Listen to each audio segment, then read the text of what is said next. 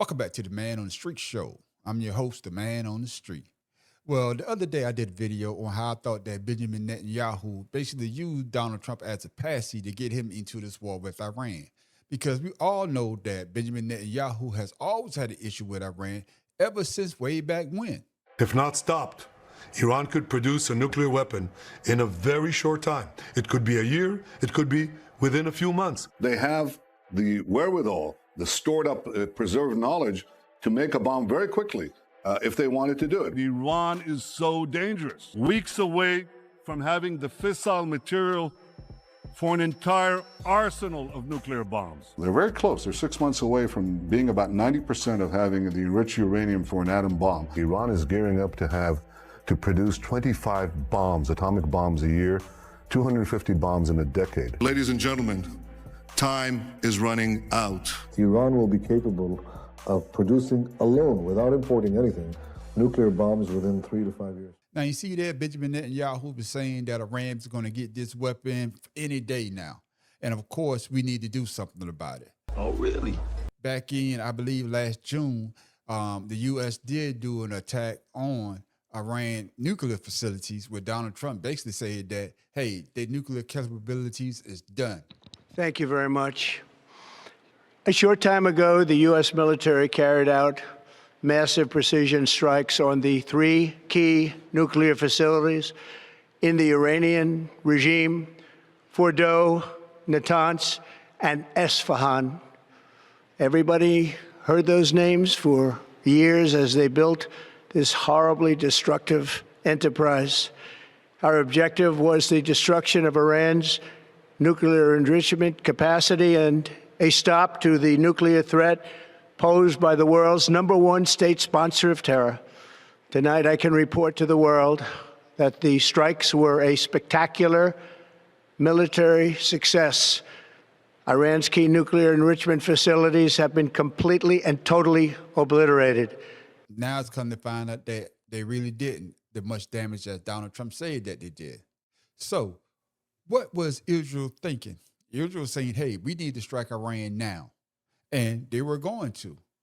And Iran, of course, they was going to retaliate. So Israel was like, hey, let's get with Donald Trump and let him know that, hey, if they attack us, that means they're going to attack you. So why don't you come in with us and so we could get this job done quicker? So that's basically what they're saying. So we got into this situation because of Israel. What? And when I said that Benjamin Netanyahu was basically using Donald Trump as a patsy, a lot of people say that I didn't know what the hell I was talking about. But now when you listen to people that's in Trump's cabinet, they're basically saying the same thing that I was saying. We knew that there was going to be an Israeli action. We knew that that would precipitate an attack against American forces. And we knew that if we didn't preemptively go after them before they launched those attacks, we would suffer higher casualties and perhaps even higher those killed. And then we would all be here answering questions about why we knew that and didn't act. Israel knew that if I get Donald Trump on my side, we could do whatever we want to do because they want to be the only basically superpower in that area. He ain't lying. Because they have nuclear weapons, but they don't want nobody else to have them. So this is the situation that we're in. That's right. Now we have 6 soldiers that lost their lives. 6 families have to deal with this situation of burying their loved one. Ain't that the truth? Which is the craziest part to me because Donald Trump called himself the best negotiator on the planet. And you telling me that you couldn't get a negotiation deal with Iran? Exactly. No, you listen to Benjamin Netanyahu and what he said and basically drew America into a war that everybody really doesn't want. So what are you saying? When I say everybody, now I'm talking about people that had Joe back. Yes, I'm talking about all those MAGAs out there, especially those influential MAGAs with all these podcasts and all these shows that they got going on, because they're basically saying the same thing that I was saying, that Donald Trump was used as a patsy, or better yet, a pawn by Benjamin Netanyahu. No one should have to die for a foreign country. I don't think those 4 service members died for the United States. I think they died for Iran or for Israel. But our government's job is not to look out for Iran or for Israel. It's to look out for us.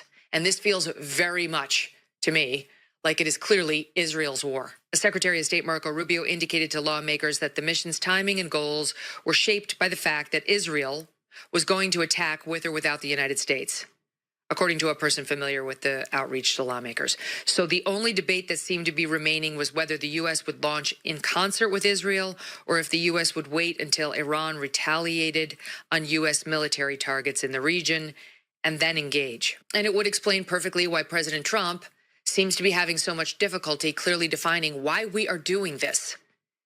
I mean, I don't know about you, but I have found the explanations lacking.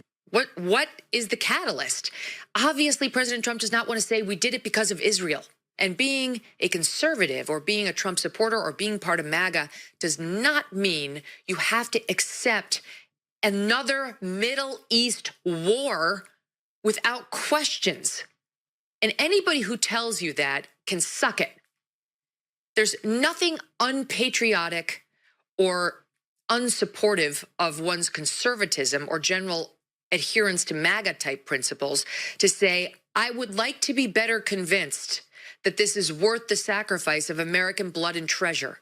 Yeah, that's Megyn Kelly right there. Megyn Kelly said a mouthful, but she said that you don't have to be a MAGA or a Republican to know that this is some bullshit. And then you had your girl who supported Donald Trump through thick and thin.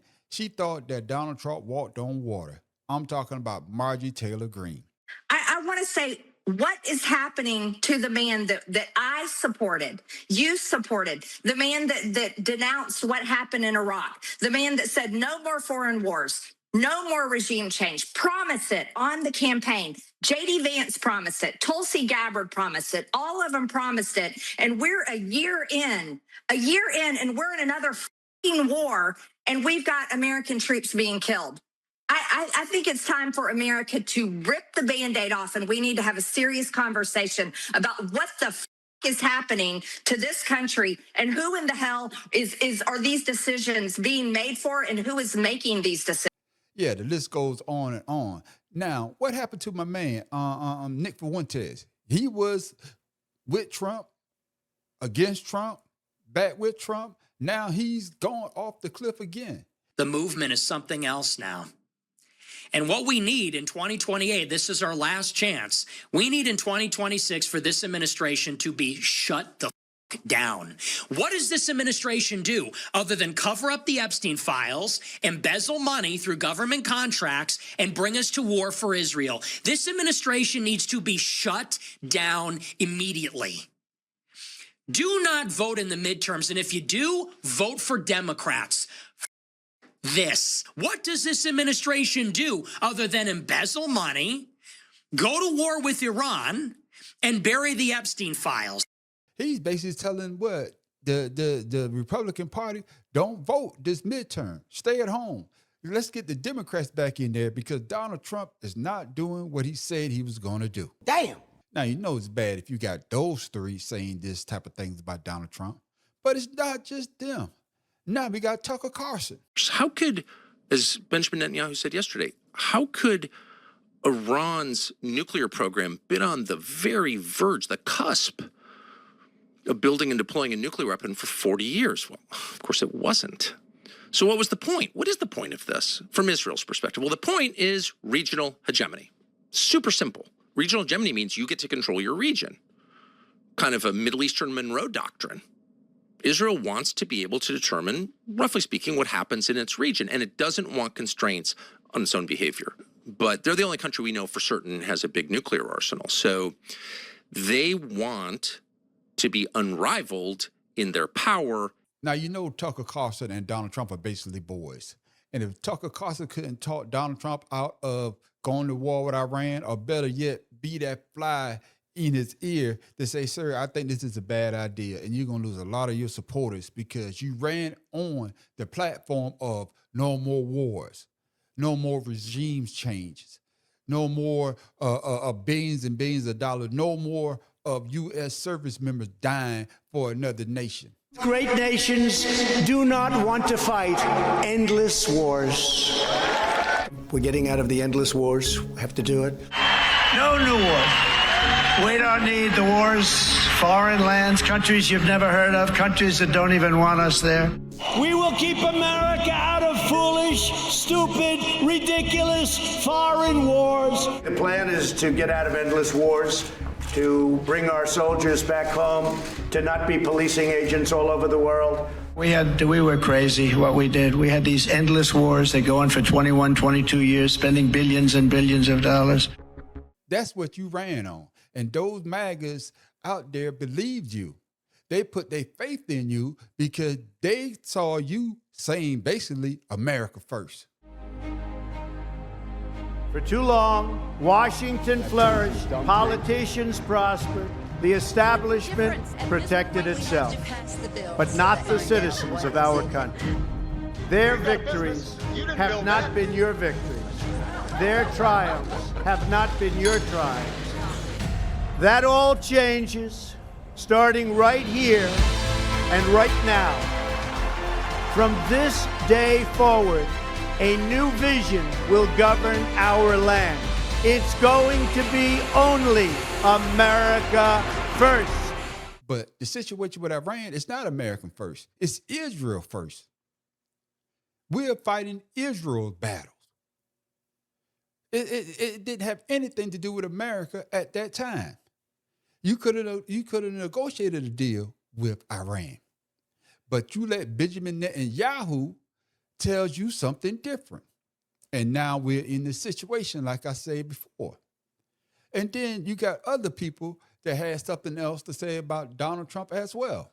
Trump, by the way, if we're taking a look at him, he had been extremely vocal in the past for years, by the way, before he even ran for president, about the disaster of our foreign policy in the Middle East. Netanyahu, called you up and said, yeah, we need a pretext for war. Like we always need a pretext where we're constantly bombing and killing people all the time. We're committing a Holocaust in Gaza. Could you just go out there and tell them they were building a nuclear bomb? They weren't. And there's been no evidence of that outside of Bibi Netanyahu's trust me, bro. Lack of consistency. It is stunning to watch Trump do this. I mean, he initially signaled right away that he was negotiating peace. Now he's tweeting we. He's literally using we to describe what is happening in Iran right now. What does he think? We're stupid? And the people online, they're trying to pretend that we are the ones betraying Trump for holding him accountable to his promises that he made to us when we voted for him, when we encouraged other people to vote for him. You're pretending that we're the ones that are problematic. Zionism, which is at its core an ideology that says that because we're God's chosen, we can murder and take and steal whatever we want. It at the same time says the United Nations gave us this land, but also ignore the United Nations and the ICC because they now think that we're murderous and crazy. The logic is just, it's unbelievable. It's all over the place. They can't streamline it because none of it makes sense. Yesterday, Israel has a right to defend itself. Today, Iran doesn't have a right to defend itself because it's a preemptive strike. So they have a right to both strike and to defend themselves, and nobody can do anything unless risk being called an anti-Semite. Now, this is a full circle when you think about it, because everybody was basically saying that Donald Trump was the best president ever. But now everybody is seeing that this is a man that doesn't keep his word on anything. He said he's going to do something and turn around and did the total opposite. But yet, you still got some MAGAs out there basically saying that, yeah, Donald Trump, this is a great thing to do. You know, we need to go in Iran, get this regime change, and let them be themselves. Now, who's going to build that country back up? Are American tax dollars going to go towards rebuilding Iran? Are we going to have American soldiers, after all this is well and done, are we going to have American soldiers on Iran's soil? See, this is the long-term situation that I don't think that this Trump administration thought about. They thinking that this is going to be an easy fight. They thinking that it's going to be, 4 days, a week, or 5 months? It may be, 6 years? We don't know. We don't know because Donald Trump said that no more endless wars, but this may turn out to be one. Now, I'm praying for all the service members out there that go over there overseas to fight for their country.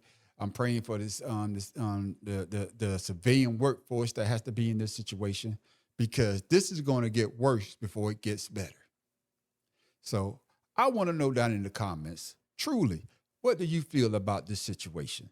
Did Donald Trump do the right thing, or was he used by Benjamin Netanyahu to get in a situation that we and our service member have to get him out? So let me know in the comments on what y'all thought about what I just said. The man on the street wants to know.